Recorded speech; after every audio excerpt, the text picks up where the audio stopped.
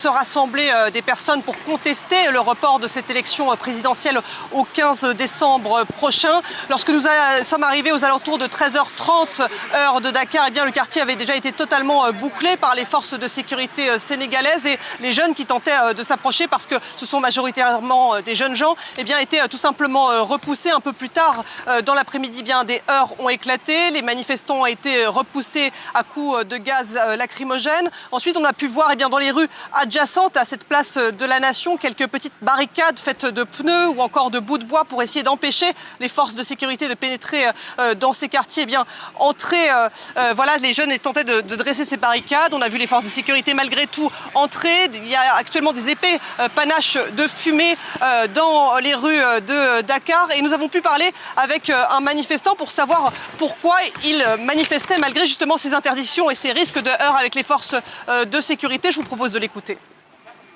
Le pays était stable, tout le monde préparait ses élections. C'est à partir du moment où il a décidé de reporter nos élections, c'est à partir du moment où Macky Sall a décidé de faire un coup d'État constitutionnel, c'est à partir de ce moment-là que les Sénégalais sont sortis dehors et c'est à partir de ce moment-là que le pays est devenu instable. Julie, quelles sont les suites du mouvement ? Alors, ça fait plusieurs jours maintenant que nous sommes là et que nous parlons avec de nombreux acteurs de la société sénégalaise. Hier, eh bien, les acteurs de la société civile se sont réunis pour expliquer justement à la presse quelle suite ils voulaient donner à ce mouvement.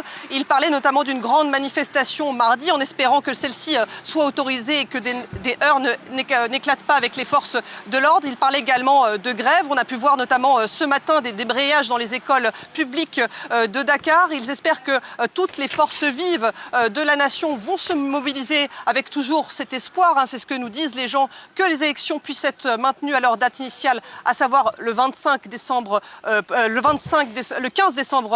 février, excusez-moi, et non le 15 décembre prochain. Il y a également beaucoup de voies de recours qui sont déposées devant notamment la Cour suprême ou le Conseil constitutionnel, et donc eh bien, les gens attendent avec impatience de savoir ce que décidera la plus haute instance du pays. Donc voilà, beaucoup d'attentes. Les gens continuent à se mobiliser. Ce que nous disait la société civile hier, eh bien, c'est que tout ça n'était qu'un prélude et qu'il souhaitait vraiment une vaste mobilisation. De son côté, le président Macky Sall, lors d'un conseil des ministres qu'il a tenu avant-hier, a indiqué qu'il souhaitait mettre en place un vaste dialogue national.